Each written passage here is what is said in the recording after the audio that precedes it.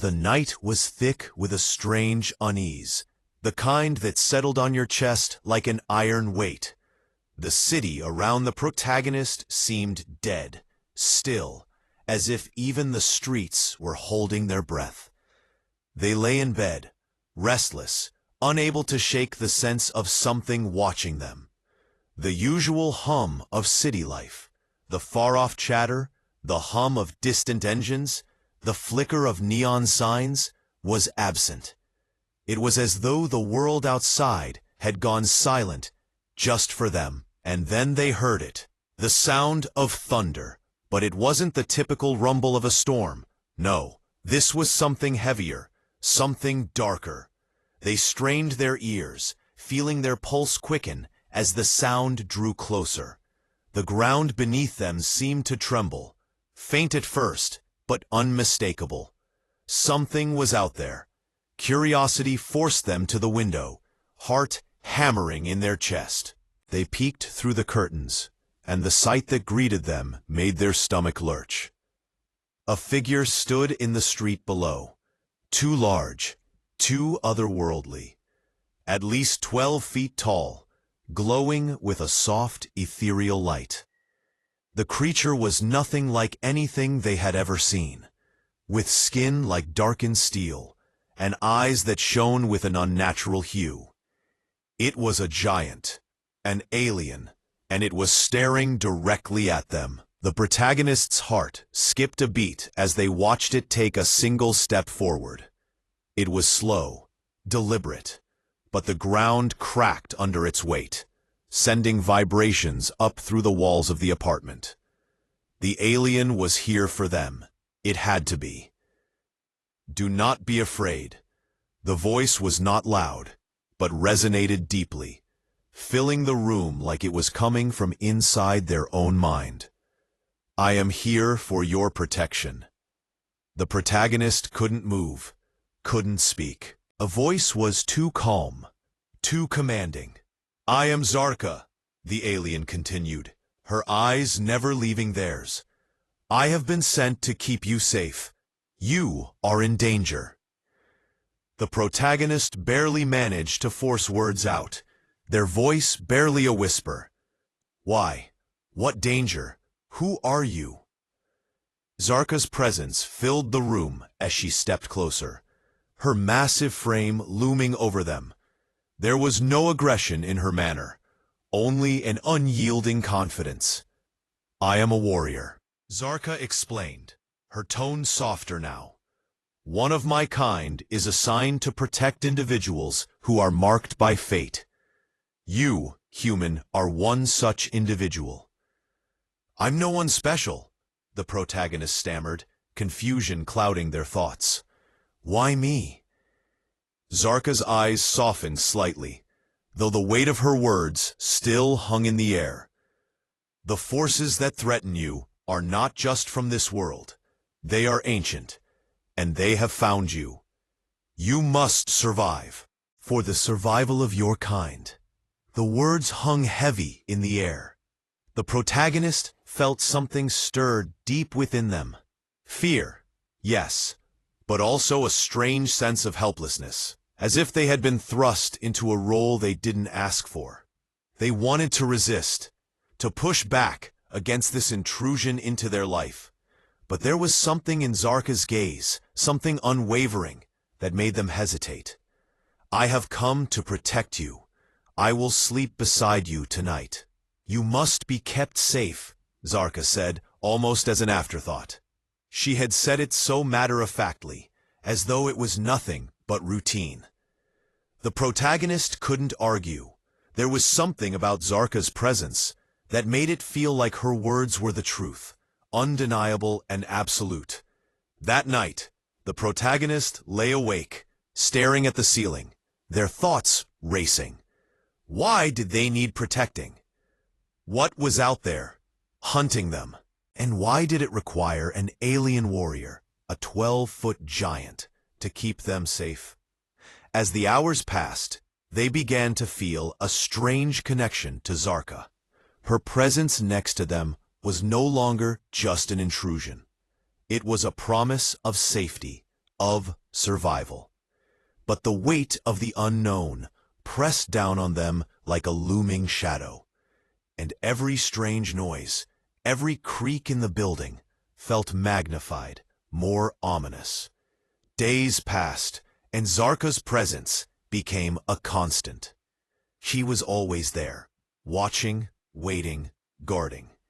At first, the protagonist felt suffocated, trapped in their own life by this towering protector. But as the days bled into each other, they found themselves asking fewer questions, relying more on Zarka for comfort. The quiet assurance in her voice, the way she seemed to know what was happening before it even unfolded, was both unsettling and reassuring at the same time. But the more the protagonist saw of Zarka's world, the more dangerous it seemed. One evening, as the two of them walked through the streets, Zarka suddenly stopped, her posture tense. The protagonist felt a chill run down their spine. Zarka's eyes darted from side to side, scanning the surroundings with an intensity that made the protagonist feel as though they were on the edge of something dangerous. "There's something wrong," Zarka whispered, her voice low and filled with urgency. Before the protagonist could react, they heard it, the unmistakable sound of footsteps in the distance, heavy, purposeful. "We need to move," Zarka ordered, "now." The protagonist didn't question her. As they began to walk quickly, the sounds of footsteps grew louder, closing in. The ground trembled once more, and before they could even process what was happening, shadowy figures appeared, cloaked and almost invisible, their movements unnaturally swift. Zarka moved first. With a speed that defied logic, she struck with precision, taking down one of the shadowy figures with a single blow. But the others came at her quickly. The protagonist stood frozen, eyes wide, unsure of what to do. "Stay behind me," Zarka ordered, her tone sharp as she faced the oncoming attackers. The protagonist watched, awestruck, as Zarka's battle-hardened form took on the attackers, her strength and agility breathtaking. She fought with the grace of a seasoned warrior, her blows landing with deadly accuracy. But the attackers were relentless. They had come prepared, and they knew exactly where to strike. Zarka was powerful, but even she was not invincible. "Run," Zarka commanded. Her voice strained as she fought back the attackers. "Get out of here. They're after you, not me." But the protagonist refused. They couldn't leave her. With their heart pounding, they grabbed a nearby object, anything, and joined the fight. They couldn't do much, but they wouldn't run. Not while Zarka, the alien who had protected them, fought to keep them safe. When the battle was finally over, the attackers had retreated, but Zarka was wounded. The protagonist rushed to her side, panic gripping their chest. "You're hurt," they said, voice trembling. Zarka's gaze was steady, but the pain in her eyes was unmistakable. "It's nothing, but it will not be the last time they come for you." The words hung in the air, a grim reminder that the danger was far from over. Zarka didn't offer further explanation, but the look in her eyes told the protagonist everything they needed to know. They were tied to something greater than themselves, and the enemies that pursued them were relentless. They could run, but they would never escape. As days turned into weeks, the danger escalated.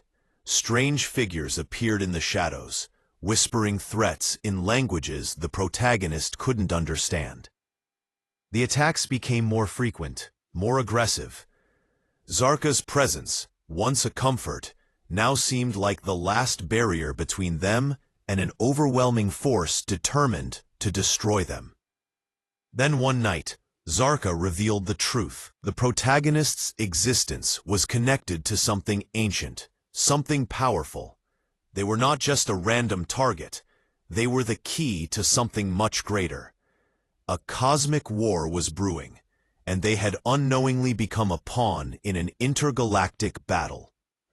The only way to stop the enemy was for the protagonist to embrace their role, to accept the truth about their purpose. It was a burden they had never asked for, but it was theirs nonetheless. As the protagonist stood beside Zarka, looking out into the uncertain night, they realized something. They were no longer just a victim. They were a survivor. And with Zarka by their side, they would fight. Not just for their life, but for the future of humanity. Together, they would face the darkness, knowing that their survival was more than just a matter of protection. It was the beginning of a new fight, one that would shape the fate of worlds.